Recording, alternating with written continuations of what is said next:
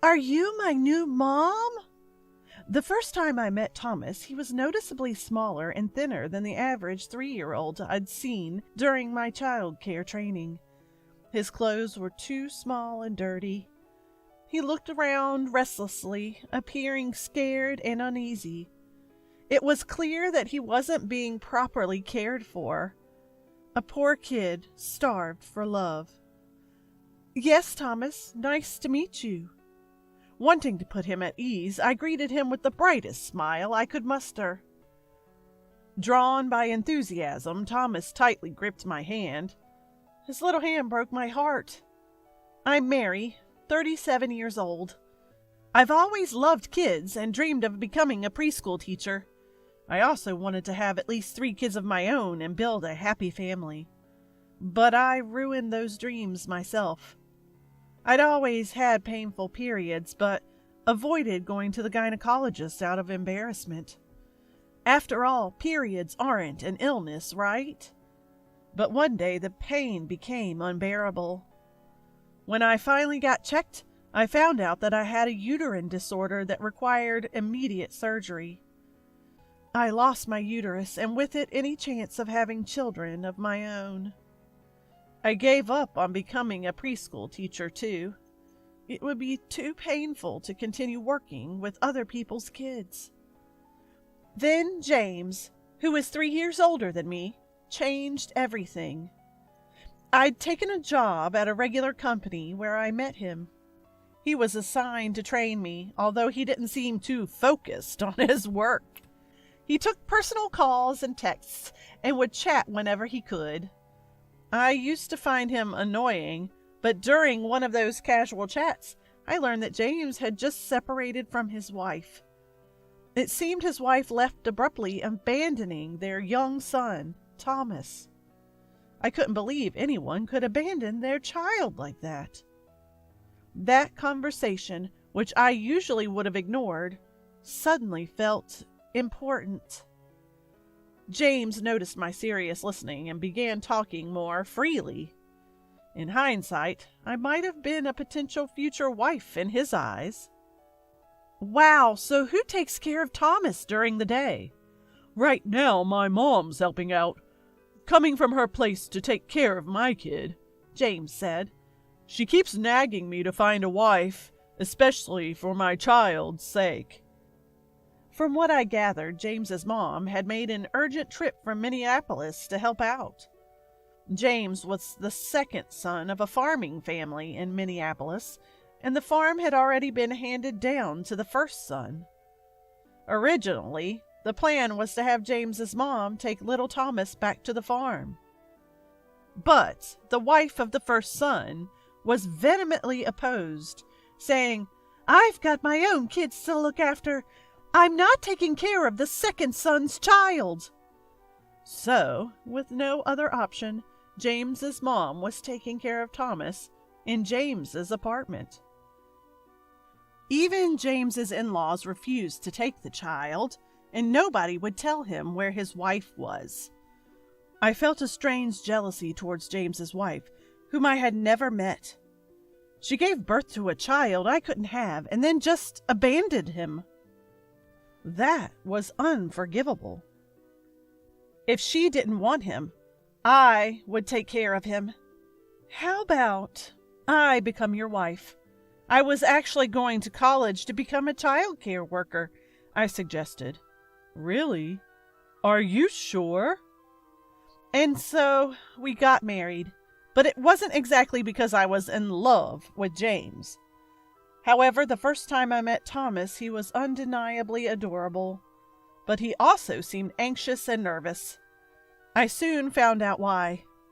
Patricia, James's mom, and now my mother-in-law, said to me upon first meeting, "Well, Thomas has a lot of likes and dislikes, just like his birth mom. He's not cute at all and doesn't even resemble James. He might not even be his son." "Patricia, Thomas can hear you." "It's fine. He's young and won't remember. I'm going home now. See you all later." Patricia hastily left, but not before bad-mouthing Thomas's mom in front of the child. Thomas is 3 years old. He understands what adults say. "I don't like that, Grandma," Thomas whispered.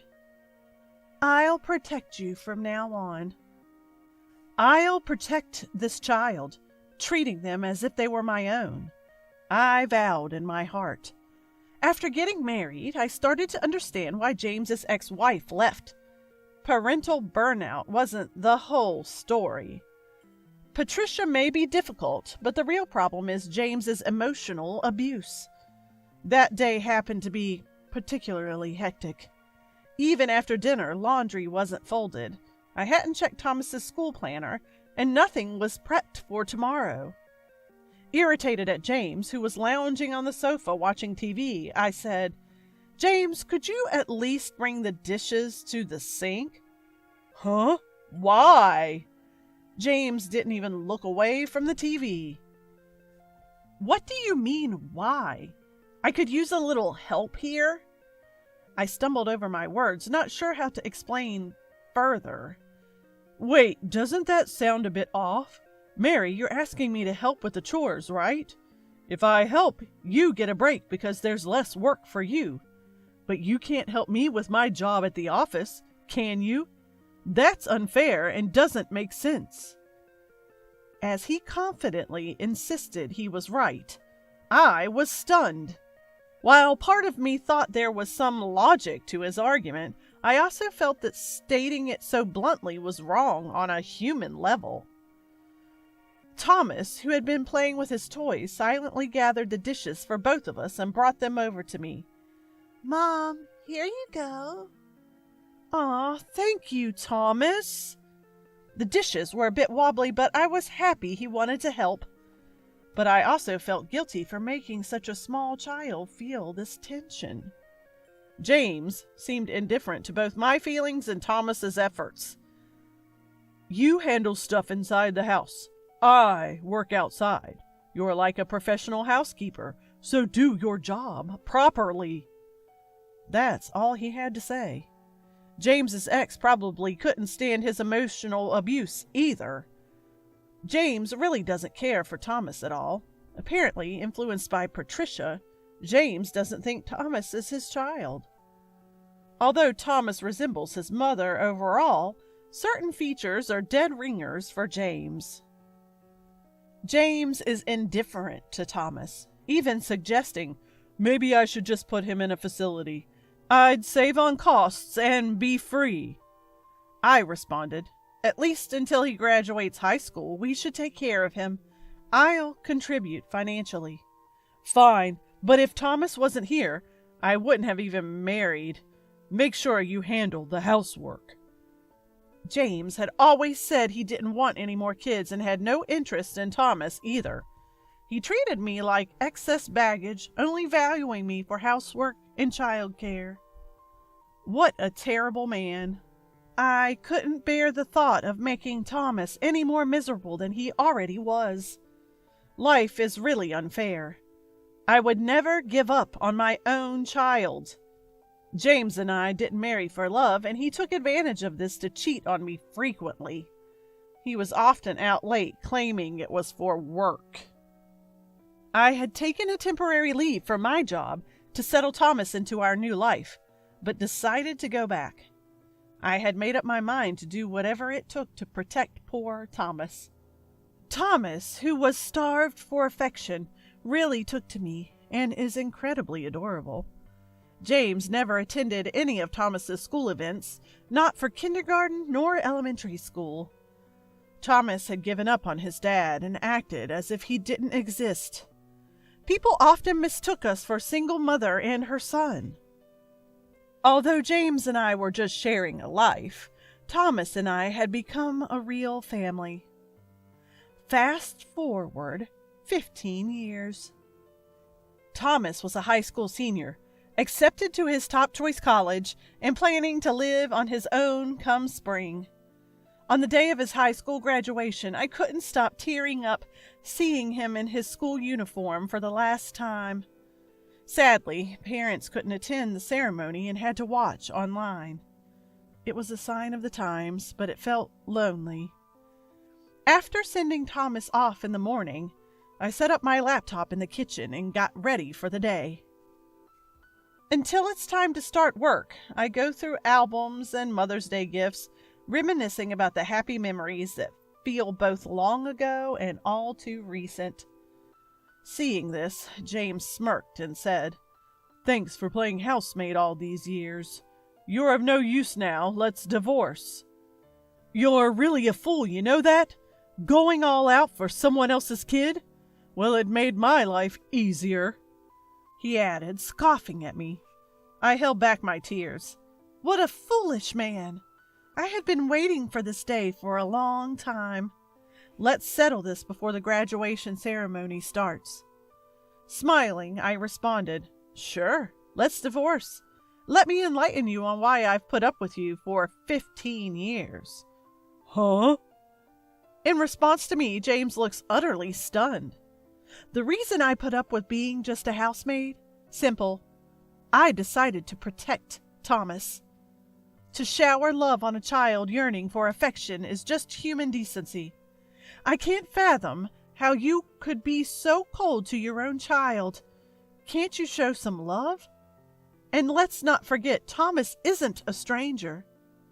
James seems to forget that Thomas was already legally adopted by me when we got married. Our relationship remains intact after divorce unless that adoption is nullified.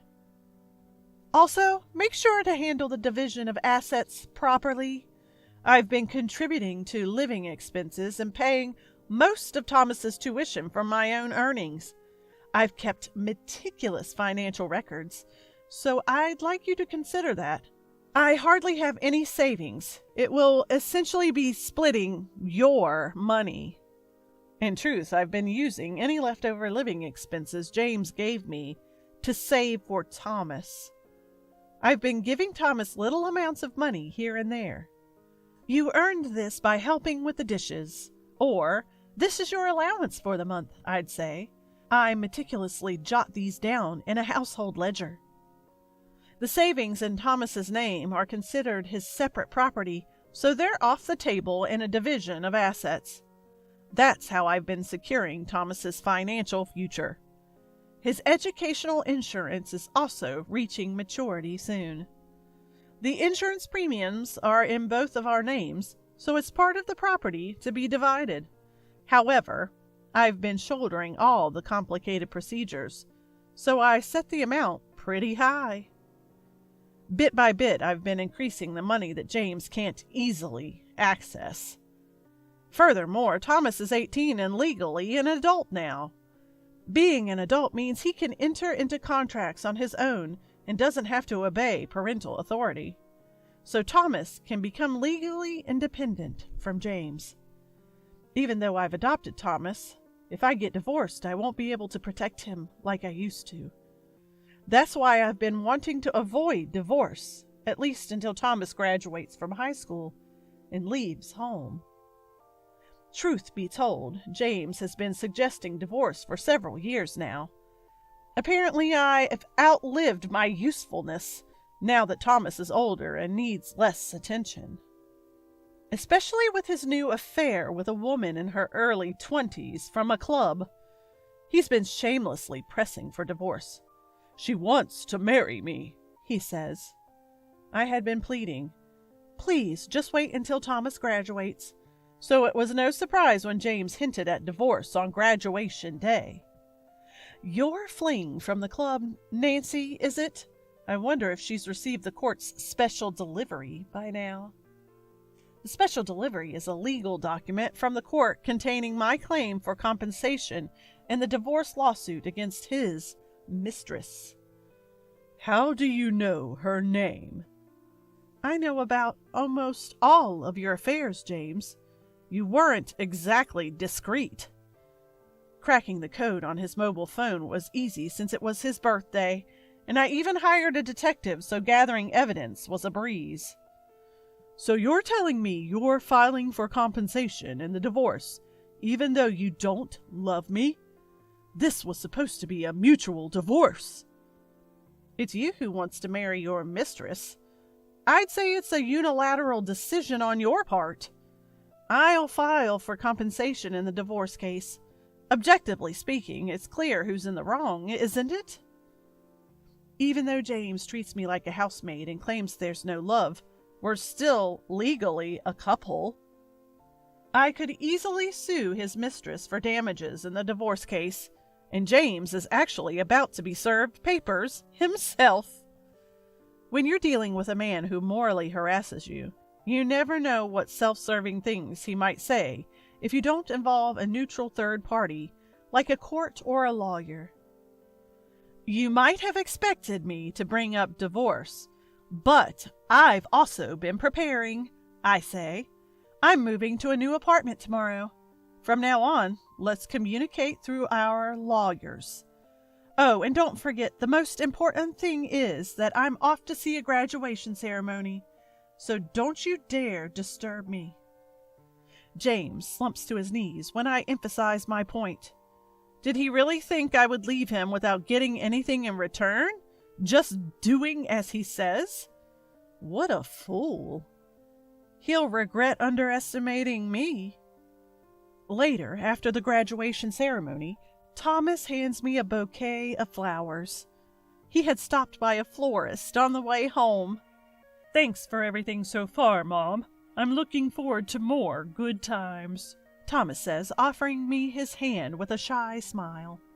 I grasp Thomas's hand, which I hadn't held in a long time.